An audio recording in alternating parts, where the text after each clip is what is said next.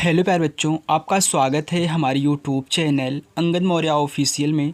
बच्चों, आज की इस वीडियो में मैं आपको पढ़ाऊंगा कक्षा 7 की गणित। चैप्टर का नाम है चतुर्भुज, यानी कि अभ्यास 10 का ए। देखो बच्चों, जो आपका अभ्यास 10 का ए है ना, ये क्या है? चतुर्भुज चैप्टर है। चलिए, तो बच्चों अगर आप चतुर्भुज पढ़ रहे हो तो आपको चतुर्भुज के बारे में थोड़ी सी नॉलेज तो होनी चाहिए। अगर नहीं है तो मैंने यहाँ पे आपके लिए सब कुछ लिखा हुआ है, मैं आपको आराम से समझाऊंगा, आराम से पढ़िएगा। ओके, चलिए तो देखिए यहाँ पे चतुर्भुज क्या है। जब चैप्टर का नाम ही चतुर्भुज है, चतुर्भुज है क्या? तो मैंने यहाँ पे लिखा है कि 4 भुजाओं से घिरी हुई बंद आकृति को चतुर्भुज कहते हैं। अब 4 भुजा क्या है, कैसे बंद आकृति होगी, तो चलिए हम यहाँ पे देख लेते हैं। जैसे कि बच्चों यहाँ पे आप देख सकते हैं कि मैंने एक यहाँ पे फिगर बनाया हुआ है। अगर मैं इसका नामांकन कर दूँ कि ए है, ए बी है, ए सी है, ए क्या है, डी है, तो भुजा किसको बोलेंगे? भुजा देखिए ए से ले के बी तक ये क्या है? एक भुजा है। ए क्या है? ए बी, इसको बोलेंगे भुजा ए बी। यहाँ से लेके यहाँ तक, जहाँ जहाँ से कोना आपका बना है उतनी लंबाई आपकी एक भुजा होगी। इसमें बोलूँ कि बी से लेकर सी तक की दूरी, तो इतनी क्या है आपकी एक भुजा है, तो इसको बोलेंगे भुजा बी सी। इसको देखिए भुजा सी डी, फिर भुजा डी ए। तो यहाँ पे आप देख रहे हो कि चतुर्भुज में कितनी भुजाएं हैं? एक भुजा, दो भुजा, तीन भुजा, चार भुजा। तो 4 भुजाओं से अब बंद आकृति। तो आप देख रहे हो कि कहीं भी आपको खुला नज़र आ रहा है? नहीं नज़र आ रहा है ना। चारों जगह देखिए लॉक किया गया, यहाँ भी लॉक किया गया, यहाँ भी, यहाँ भी, यहाँ भी। यानी कि ये क्या है? 4 भुजाओं से बनी हुई बंद आकृति को क्या बोलते हैं? चतुर्भुज बोलते हैं। अब चतुर्भुज कैसे भी हो सकता है, टेढ़ा मेढ़ा हो सकता है, लेकिन आप याद रखिए 4 भुजा होनी चाहिए और बंद आकृति होनी चाहिए, वही आपका चतुर्भुज है। चलिए आगे बात करते हैं हम यहाँ पे। देखिए ए भी क्या है? ए बी सी डी, वैसे इसमें दिख रही है, इसमें देखिए 4 भुजा है, एक भुजा, दो भुजा, तीन भुजा, चार भुजा। तो ए भी क्या है? एक चतुर्भुज है। तीसरा देखिए, इसमें देखिए 4 भुजा है और बंद आकृति है, एक भुजा, दो भुजा, तीन भुजा, चार भुजा, और चारों क्या हैं? बंद आकृति हैं। तो ये आपका चतुर्भुज है। आगे देखिए, यहाँ पे हम बात करते हैं इस चौथे वाले फिगर की। तो आप देख रहे हो क्या ये चतुर्भुज है? आप बताओ क्या ये चतुर्भुज है? नहीं है। क्यों? क्योंकि देखिए इसमें एक भुजा, दो भुजा, तीन ही भुजा है। तो चतुर्भुज में 4 भुजाएँ होती हैं, यानी कि ये आपका चतुर्भुज नहीं है। यहाँ पे देखो, क्या यह आपका चतुर्भुज है? तो आप बोलोगे हाँ चतुर्भुज है, लेकिन मैं कहूँगा कि नहीं, चतुर्भुज नहीं है। आप पूछो क्यों नहीं है? तो देखिए मैं देख रहा हूँ कि इसमें एक भुजा, दो भुजा, तीन भुजा, चार है ना, लेकिन क्या ये बंद है? नहीं बंद है। ये देखिए यहाँ पे पूरा एरिया खुला हुआ है, इतना पूरा एरिया खुला हुआ है, तो बंद आकृति होनी चाहिए। अगर 4 भुजा है तो बंद होनी चाहिए, अगर नहीं बंद है चतुर्भुज नहीं है। यहाँ पे देखो एक भुजा, दो भुजा, तीन भुजा, चार भुजा। 4 भुजा तो है लेकिन खुली हुई आकृति है, बंद आकृति नहीं है, चतुर्भुज नहीं है।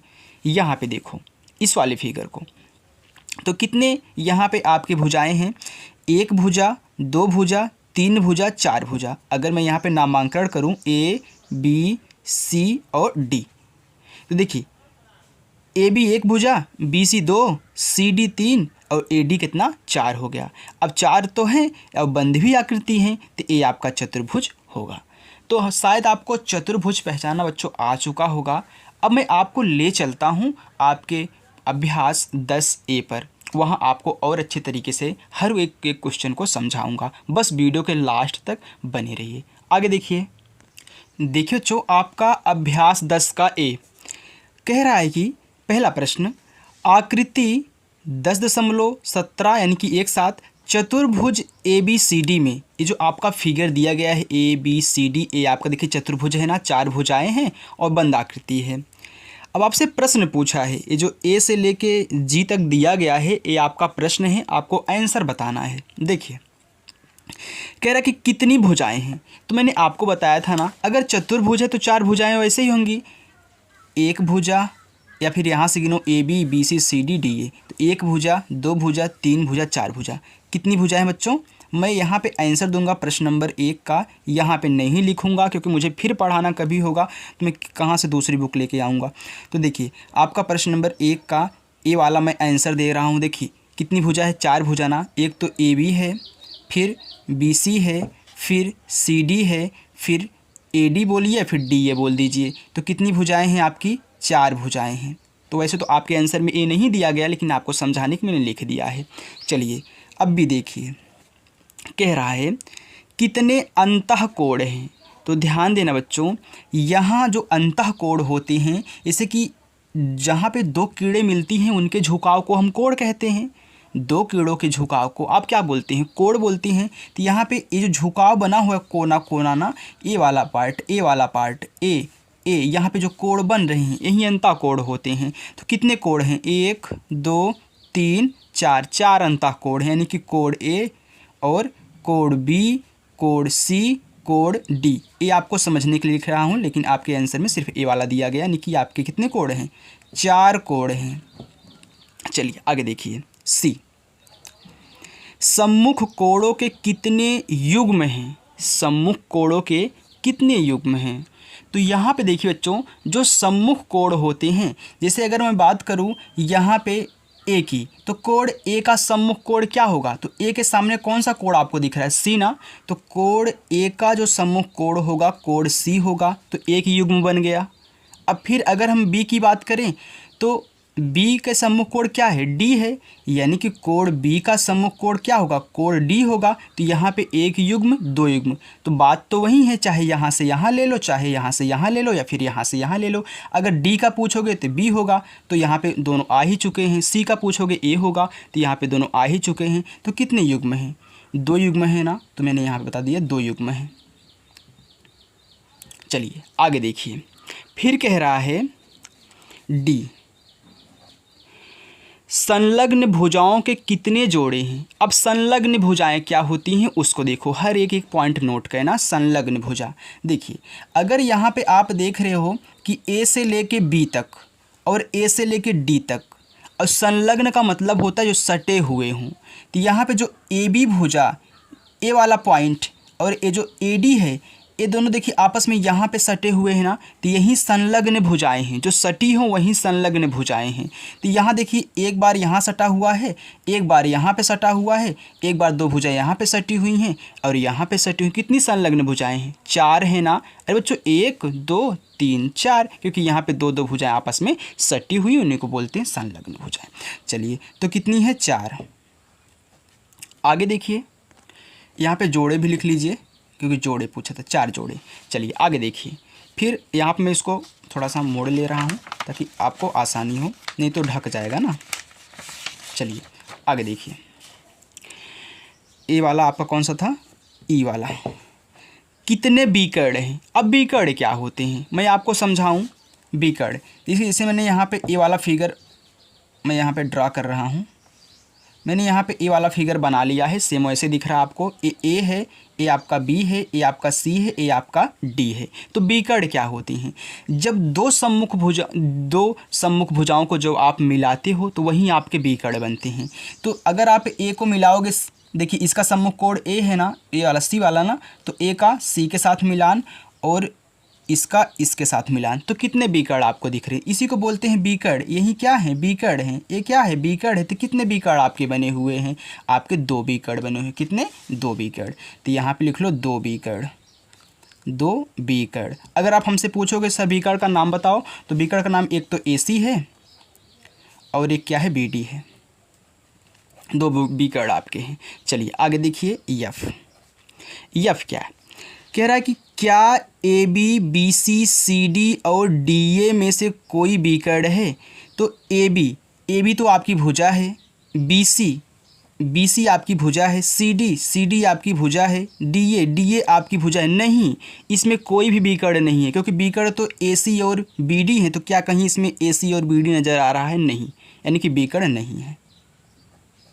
चलिए आगे देखिए, जी कह रहा कितने शीर्ष हैं। अब शीर्ष किसको बोलते हैं, देखिए मैं यहाँ पे समझाता हूँ इस फिगर में।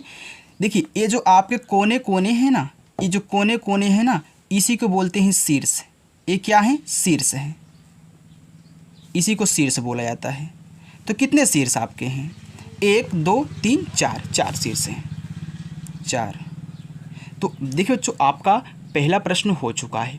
अब मैं चलूँ प्रश्न नंबर 2 की तरफ। चलिए देखिए, यहाँ पे आपका प्रश्न नंबर 2 है, पूछ रहा है कि उपर्युक्त आकृति 10.17 के आधार पर कम अपनी अभ्यास पुस्तिका में रिक्त स्थानों की पूर्ति कीजिए। यानी कि इसी फिगर में से हमको देखकर यहाँ पे रिक्त स्थानों की पूर्ति करनी है।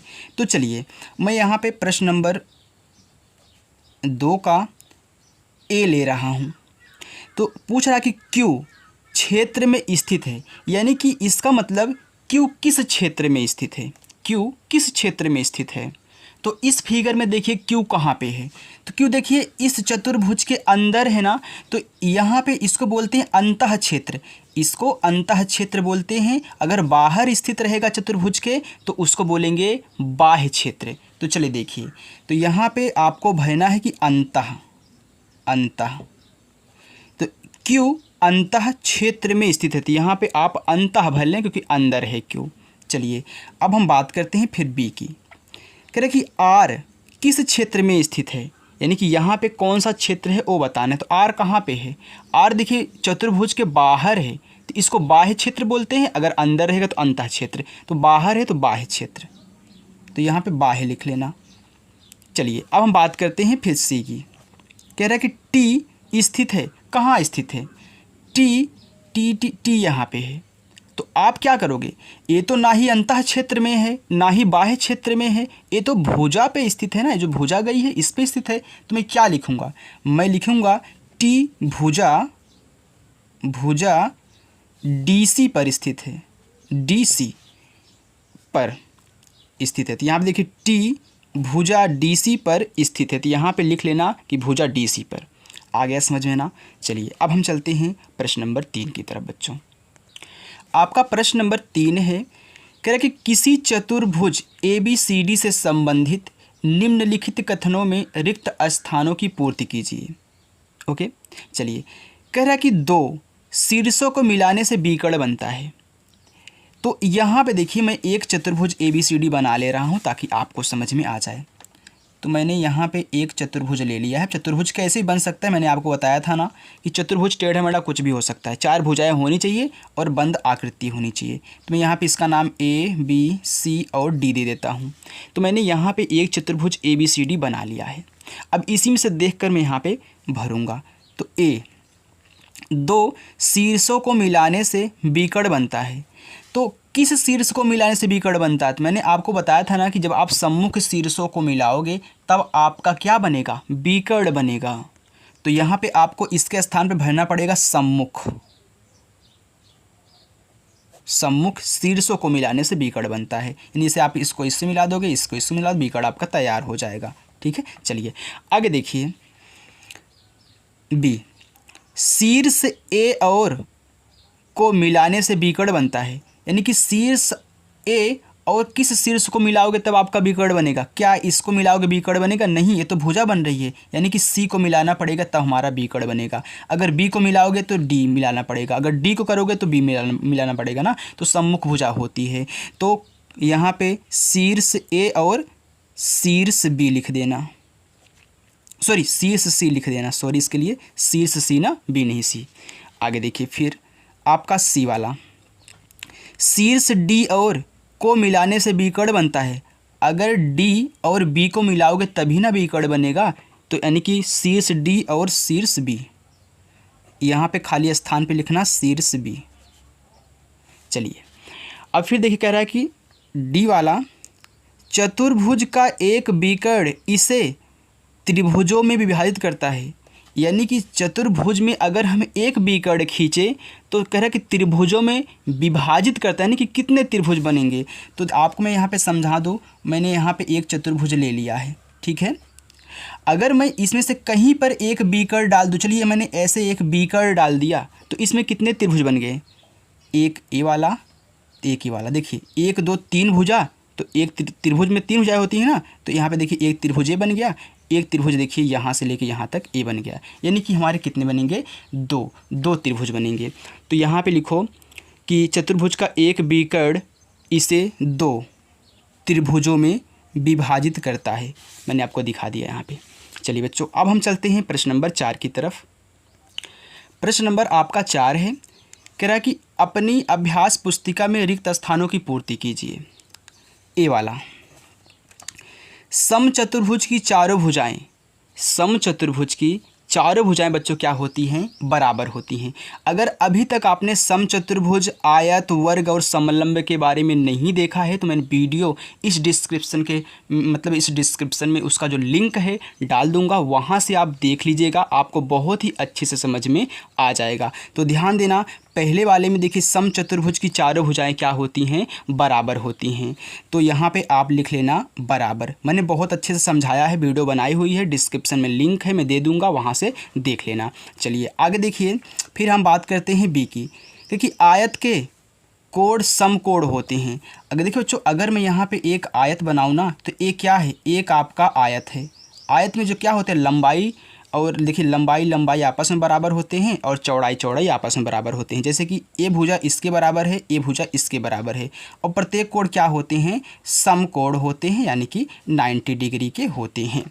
तो यहाँ पे पूछा है कि आयत के प्रत्येक कोण समकोण होते हैं, यानी कि फिर आंतरिक कोण समकोण होते हैं। तो आप यहाँ पे दोनों लिख सकते हो।